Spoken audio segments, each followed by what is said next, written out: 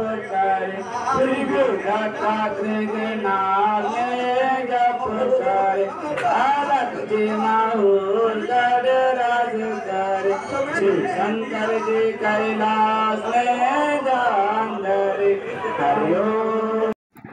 ভিডিওটিৰ আৰম্ভণিতে নিশ্চয় আপোনালোকে গমেই পাইছে যে আজি আপোনালোকক দেখুৱাবলৈ মই লৈ আহিছোঁ কামাখ্যাৰ অম্বুবাচী মেলা। অম্বুবাচী মেলালৈ স্থানীয় লোকৰ লগতে দেশ বিদেশৰ পৰা বিভিন্ন লোকৰ আগমন হয়। কিয় আগমন হয় তাৰ আঁৰত আছে বিভিন্ন ধৰণৰ কথা, আৰু তেনেধৰণৰ কথাৰে আজি আপোনালোকলৈ এই ভিডিঅ'টি মই আগবঢ়াবলৈ লৈছোঁ। আশা কৰিছোঁ এই ভিডিঅ'টি চাই নিশ্চয়কৈ আপোনালোকে ভাল পাব।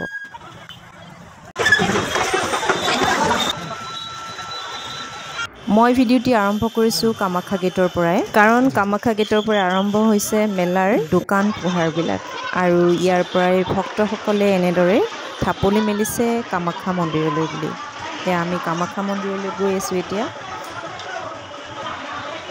যদিহে আপুনি মেলা চাবলৈ আহিম বুলি ভাবিছে তেন্তে কিন্তু চেণ্ডেল লগত লৈ নানিব। যদি চেণ্ডেল কিবা কাৰণত আনেও কামাখ্যা গেটৰ পৰা অকণমান দূৰৰ ফালে ক'ৰবাত সুৰক্ষিত স্থানত চেণ্ডেলযোৰ থৈ আহিব, কাৰণ ইয়াতে পুলিচে আপোনাক বিভিন্ন ধৰণৰ ব্যৱহাৰ শিকাই চেণ্ডেলযোৰ ইয়াতে ৰাখি থ'বলৈ দিব, আৰু ইয়াৰ পৰা খালী ভৰিৰে আপুনি মন্দিৰলৈ যাব লাগিব। কিছুমানে আকৌ কাজিয়া পেচাল কৰিছে, নতুবা বেগৰ ভিতৰত হ'লেও চেণ্ডেলযোৰ ভৰাই নি অলপ দূৰত চেণ্ডেলযোৰ পিন্ধি লৈছে।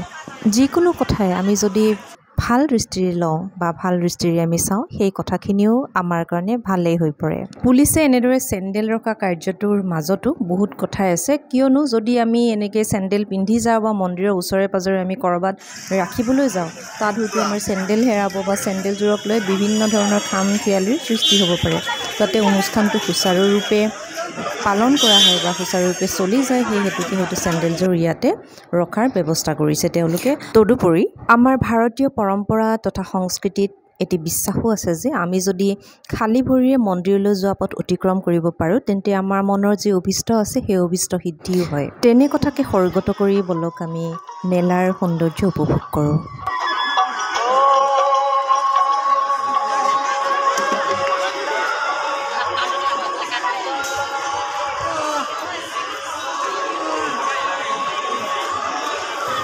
এনেদৰে গৈ থাকিলে দেখিব আমাৰ পথৰ দাঁতিতে আমাৰ আছে শিৱ বাবা, আৰু অকল এইজনী শিৱ বাবা নহয়, বিভিন্ন ঠাইৰ পৰা বিভিন্ন ধৰণৰ শিৱ বাবাই ইয়াত ভিৰ কৰিছে। শিৱ বাবা, কালী মাতা, কামাখ্যা মাতা, দুৰ্গা মাতা, বিভিন্ন ধৰণৰ মা ইয়ালৈ আহিছে।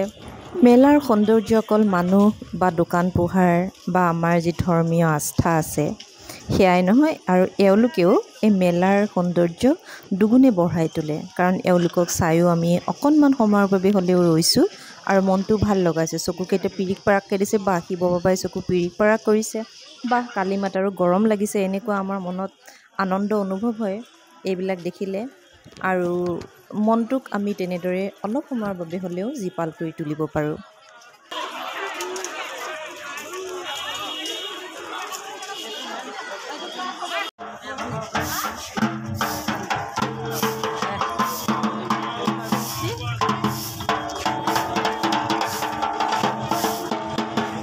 এয়া পথৰ দাঁতিতে আন এগৰাকী কালী মাতা ৰেডি হৈছে, আৰু লগত ঢাক ঢোল বজোৱাজনো ৰেডি হৈছে,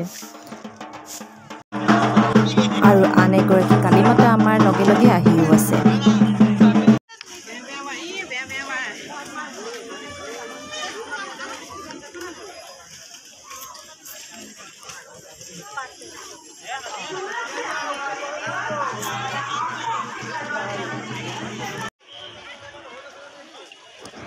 মেলাৰ মাজলৈ আপোনালোকে যিমানেই গৈ থাকিব সিমানেই এনেকৈ পথৰ দাঁতিত দেৱ-দেৱীবিলাক দেখি গৈ থাকিব। লগতে বিভিন্ন ঠাইৰ পৰা অহা বাবা সন্ন্যাসীসকলে আপোনালোকক ফটো লগাই দিব।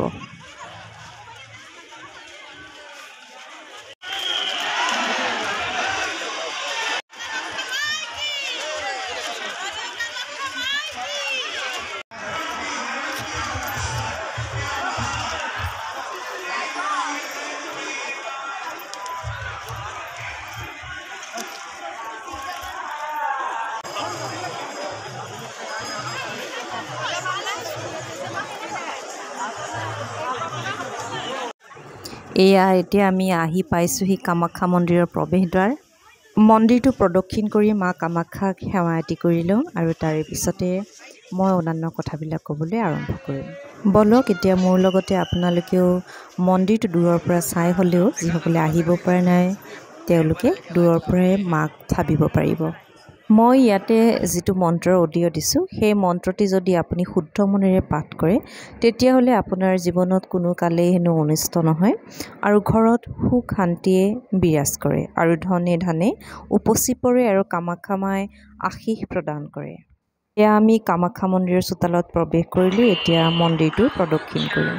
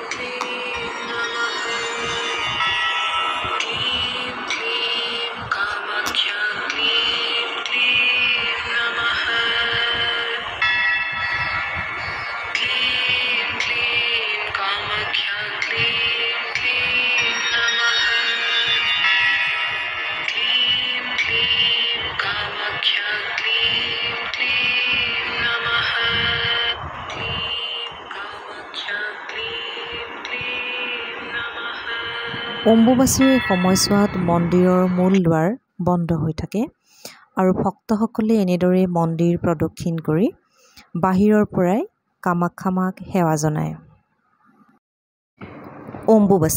অম্বুবাচী হৈছে হিন্দু ধৰ্মৰ এটি পবিত্ৰ ধৰ্মীয় উৎসৱ যি বছৰেকত পালন কৰা হয়। জনবিশ্বাস মতে আহাৰ মাহত মৃগশিৰা নক্ষত্ৰৰ 3 পাদ শেষ হ'লে চতুৰ্থ পাদৰ পৰা আৰম্ভ কৰি আদ্যা নক্ষত্ৰৰ প্ৰথম পাদৰ ভিতৰত পৃথিৱী বা মা ধৰিত্ৰী ঋতুমতী হয় বা আদ্যা নক্ষত্ৰ মিথুন ৰাশিত সংযুক্ত হ'লে মা কামাখ্যা ঋতুমতী হয়। এই সময়ত হিন্দুসকলে অম্বুবাচী পালন কৰে। অম্বুবাচী শব্দৰ এটি সুকীয়া অৰ্থও আছে। অম্বু মানে পানী আৰু বাচী শব্দৰ অৰ্থ হৈছে সূচনা।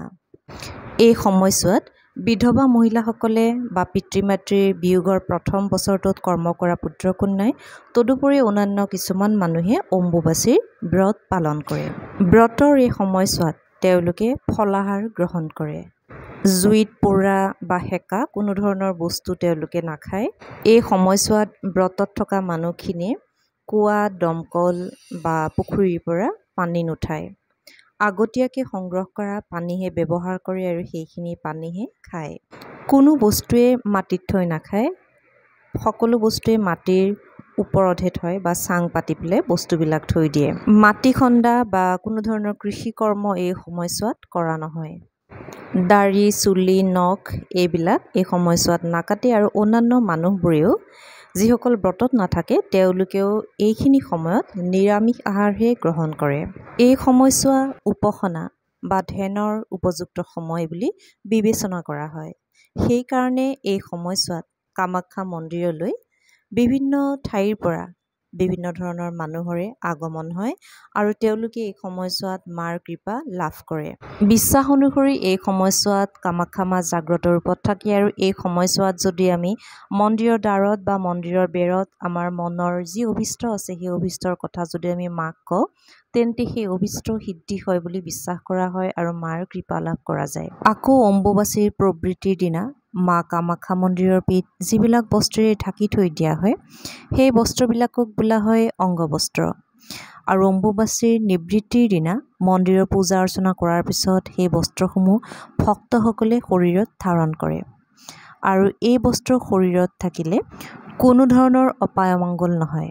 সেয়েহে ভক্তসকলৰ মাজত এই বস্ত্ৰ ল'বলৈ হেতা ওপৰা লাগে। তদুপৰি এই সময়ছোৱাত যদি আমি কামাখ্যা মন্দিৰৰ ভূমি বা কামাখ্যা পাহাৰৰ ভূমি আমি স্পৰ্শ কৰিব পাৰোঁ তেতিয়াহ'লে আমাৰ ৰোগ মুক্তি তথা পাপ নাশ হয় বুলি বিশ্বাস কৰা হয় আৰু সেইবাবে বিভিন্ন প্ৰান্তৰ পৰা এনেদৰে মানুহৰ আগমন হয় মাৰ কৃপা লাভৰ বাবে।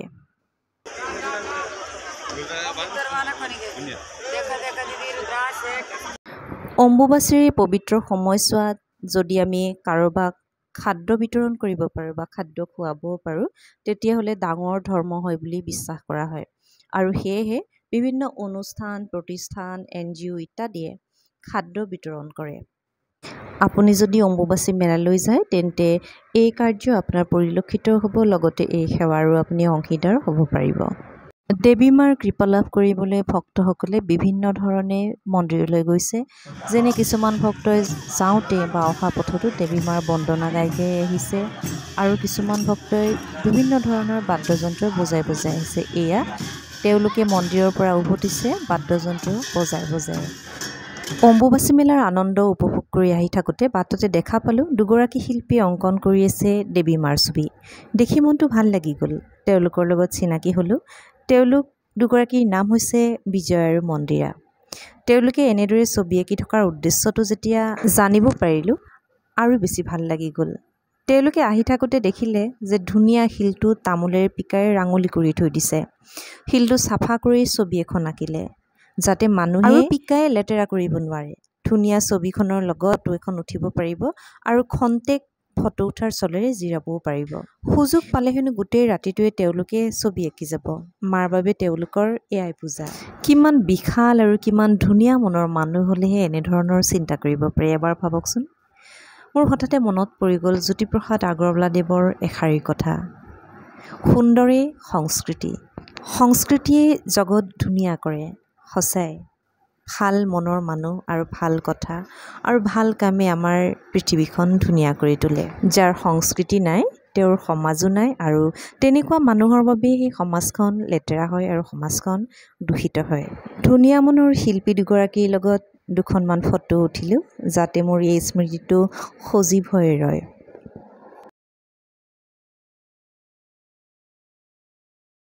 অম্বুবাচী মেলাৰ মাজতে হঠাতে লগ পাই গৈছিলোঁ পেহা আৰু পেহীকো। পেহা আৰু পেহীৰ লগতো ফটো উঠিলোঁ আৰু ফটোখিনি ইয়াতে সাঁচি ৰাখিলোঁ। মেলাৰ ৰূপ ৰস ৰং আনন্দ লৈ মোৰ উভতনি যাত্ৰা ঘৰলৈ বুলি আশা কৰিছোঁ।